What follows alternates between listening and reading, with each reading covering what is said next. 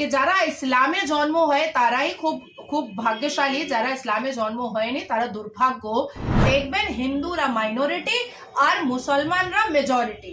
এখানে প্রায় 60-66% এখানে বাংলাদেশি ঘুষপেটিয়া, রোহিঙ্গা ঘুষপেটিয়া, পাকিস্তানি, আফগানিস্তানি ঢুকে গেছে। বেঙ্গল নিউজ ক্রাফে সকলকে নমস্কার। আমরা আজকে যে প্রসঙ্গে কথা বলবো বেলডাঙ্গা, এবং বেলডাঙ্গায় যে ব্যক্তি উস্কানিমূলক মন্তব্যের জেরে আজকে বেলডাঙ্গা যেভাবে উত্তপ্ত হলো, সেই ব্যক্তি কি এখনো অধরা? বিভিন্ন প্রশ্ন উঠছে প্রশাসন এবং সরকারের বিরুদ্ধে।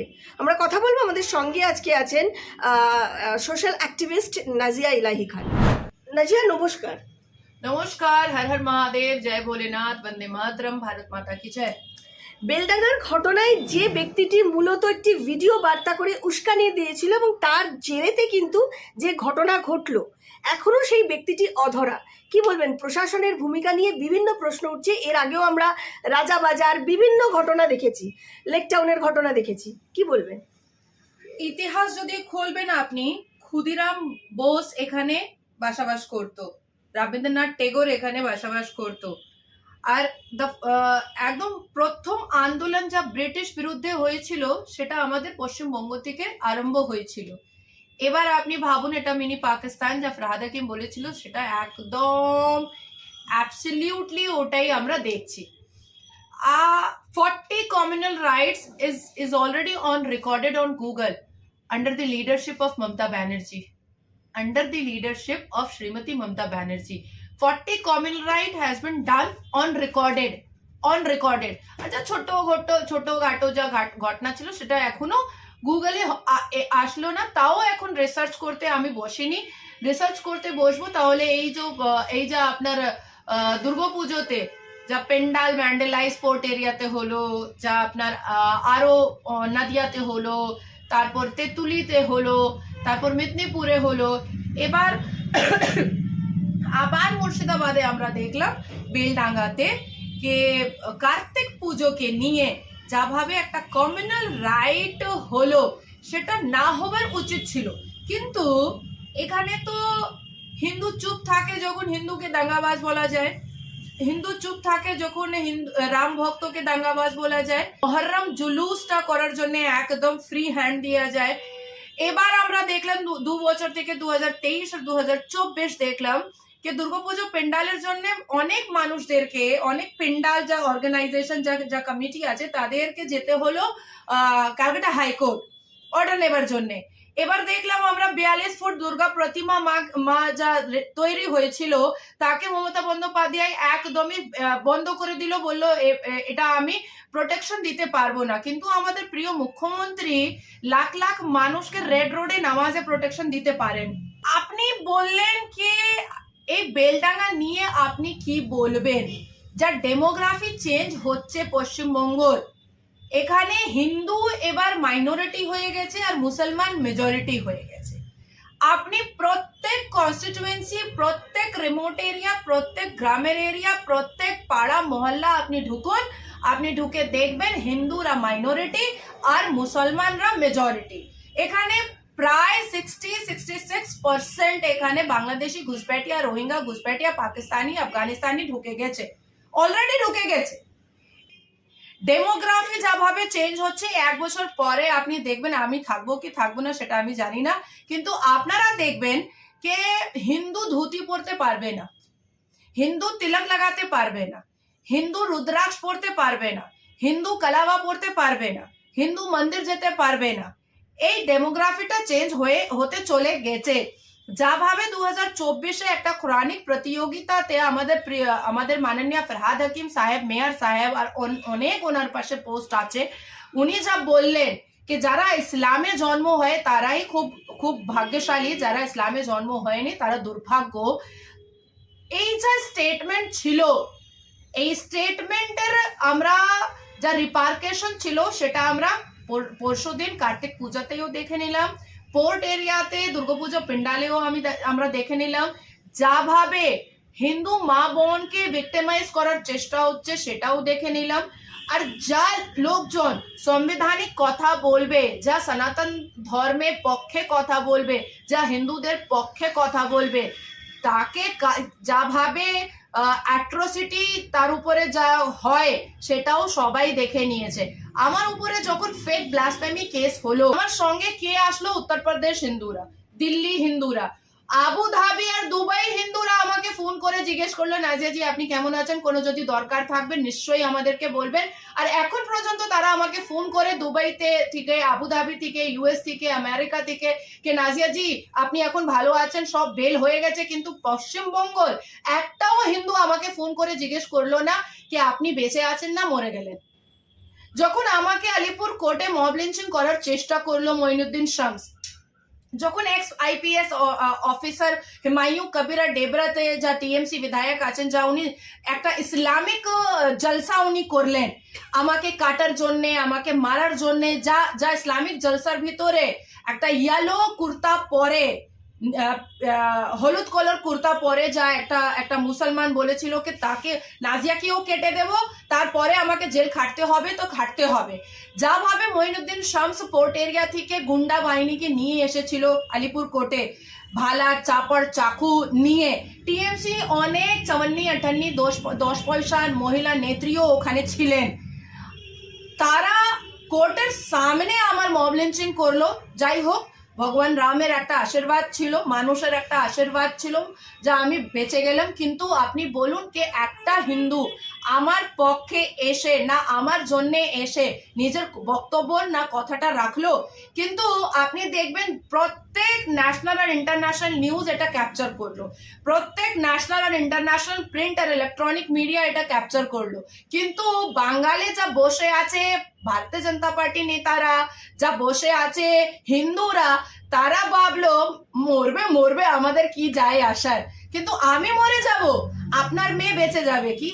আমি হিন্দুদেরকে জিজ্ঞেস করছি। কিন্তু নাজিয়া এখানেই প্রশ্ন যে কেন যিনি এই উস্কানিমূলক বার্তা দিচ্ছেন বা যে সম্প্রদায় থেকে দেওয়া হচ্ছে তাদেরকে কেন কোনোভাবে হবে না, অ্যারেস্ট করা হচ্ছে না কেন? মানে এখানে তো প্রশাসনের ভূমিকা নিয়ে প্রশ্ন। না না না, হবে না, একদমই হবে না। আপনি আমাকে, এই আমার হাতে কনস্টিটিউশন আছে, অরিজিনাল কনস্টিটিউশন আছে, এটা কোনো রাহুল গান্ধীর কনস্টিটিউশন না, এটা অরিজিনাল কনস্টিটিউশন আমার হাতে আছে। এখানে আপনি বলুন তো ব্লাসফেমি কথা কোথায় লেখা আছে, আমাকে বলুন। তারপরে আমি বলবো যে এখানে আমার অনেক বই আছে যা একদম, এখন যা বিএনএস আর বিএনএসএস যা চলছে না, আগে আইপিসি সিআরপিসি ছিল, ওখানে ব্লাসফেমি কোনটা সেকশন ছিল?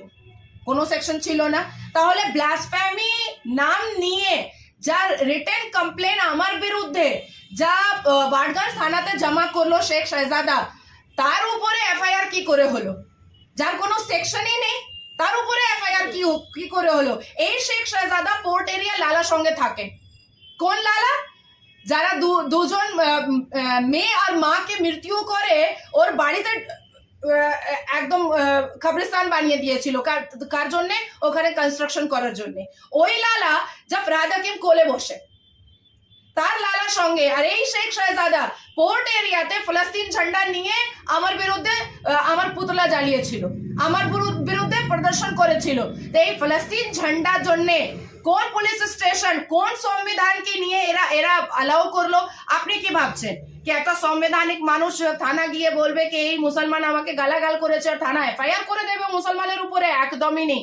আমার উপরে যা ফেক ব্লাসফেমি কেস হলো, আমি কি বলেছিলাম? আমি বলেছিলাম মোহাম্মদ খাইবার বলাৎকারী, মোহাম্মদ নাসির বলাৎকারী, মোহাম্মদ আবেস বলাৎকারী, অনেক হিন্দু মহিলারা আছে যারা ছোট ছোট একটা এনজিও বানিয়ে বসে আছে, তারাও মোহাম্মদ নাসির খান বলাৎকারীকে সমর্থন করেছে। কে কেন নাজিয়া মোহাম্মদ নাসির খানকে বলাৎকারী বললো? বাবা, বলাৎকারীকে তো বলাৎকারী বলবো আমি, আর কি বলবো? ও মোহাম্মদ নাসির আছে তার মানে আমি ওকে বলাৎকারী বলবো না? আমি তো বলাৎকারী বলতো। আমি মুসলমান বলাৎকারীকে যদি আপনারা বলাৎকারী বলবেন তাহলে আপনার উপরে কেস হবে। এখানে এটা একদমই পরিষ্কার। মানে কোথাও কি সরকারের ভোট ব্যাংকের জন্য? হ্যাঁ, কিন্তু আমি একটা আরো জিনিস বলবো, এই যে আমাদের প্রিয় মুখ্যমন্ত্রী ভাবছেন কি এটা আমার fix vote bank, pocket vote bank, এই মুসলমানরা আমাদের শেখ হাসিনা ব্রা চাড্ডিটা হাওয়াতে ফ্লোট করেছিল। এই মুসলমানরা মুসলমান মহিলাকে যাভাবে বেইজ্জত করেছিল সেটা আমরা নিজের চোখেই দেখেছিলাম। যদি ওকে পেল না, তার জন্যে ওর ওর অ্যাবসেন্টে ওর ব্রা আর চাড্ডি হাওয়াতে এমন এমন করেছিল এই মুসলমানরা। কারো অন্য এসে করেনি ভাই। বাংলাদেশ একটা মুসলমান দেশ, আর শেখ হাসিনাও মুসলমান।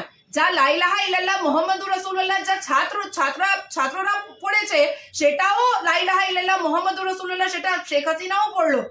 তাও আপনি দেখবেন কি ধরনের এমন এমন করেছিল, ব্রাটা এমন এমন করেছিল এই মুসলমান ছেলেরা।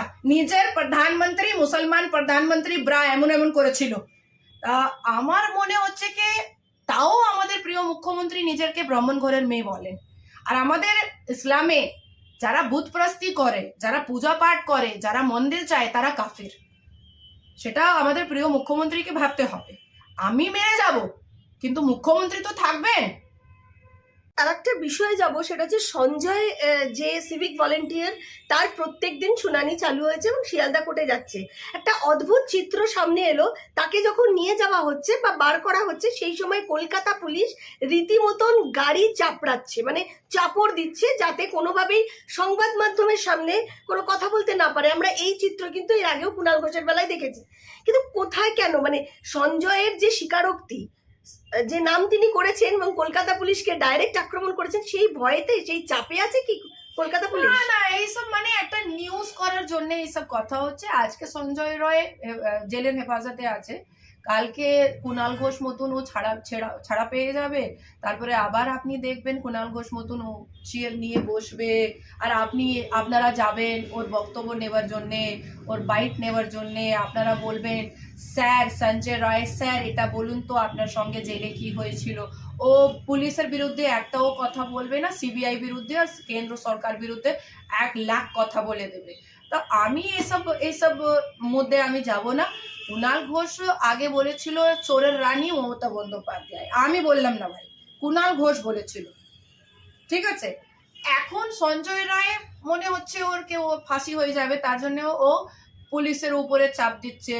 ও স্টেট পুলিশের উপরে, স্টেট পুলিশ মন্ত্রীর উপরে বলছে যে তারা আমাকে ফাঁসিয়ে দিয়েছে। তাহলে কেন বলছো না কে কার জন্য ফাঁসিয়ে দিয়েছে, সেটাও বলো না ভাই, সেটা কেন বলছো না? আর এটা তো পরিষ্কার সবাই বুঝে গেল যে একটা সিভিক পুলিশ যার ক্ষমতা একটা 0.1% থাকে, তারা বাইক ব্যবহার করতো কমিশনার নামে, তাদের উপরে 2টো বউ ওর ডোমেস্টিক ভায়োলেন্স কেস করার চেষ্টা করেছিল, কিন্তু পুলিশ ওকে বাঁচিয়ে নিয়েছে, সিভিক পুলিশকে। ও রেপ করার আগে প্রস্টিটিউট এরিয়াতে গিয়েছিল, রেপ করার আগে মদ খেয়েছিল, রেপ করার আগে পর্ন দেখেছিল, রেপ করার আগে ও বাইক থেকে আসার সময় আরজিকর ও একটা মেয়েকে মলেস্ট করার চেষ্টা করেছিল। তো নিজেরই স্টেটমেন্ট দিয়েছে, এটা আমি নতুন করে বলছি না, ও নিজেরই স্টেটমেন্ট দিয়েছে।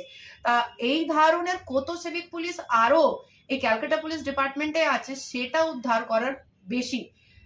যার মেয়ে ছিল তারা তো চলে গেছে, কিন্তু যার মেয়ে এখন বাড়িতে আছে, যার মেয়ে এখন আরজিকরে ডাক্তারি করে, যার মেয়ে এখন পিজিতে ডাক্তারি করে, তাদের সঙ্গে এই সিভিক পুলিশ যদি সঞ্জয় রয়ের মতন আরো 1 লাখ আছে, তার মানে 1 লাখ বলাৎকার এখনো বাকি আছে এই পশ্চিমবঙ্গতে। নাজিয়া, এই যে ডিয়ার লটারি বা লটারি চক্র, এখানেও কিন্তু প্রভাবশালীদের নাম জড়াচ্ছে এবং অবশ্যই সেটা তৃণমূলের প্রভাবশালী।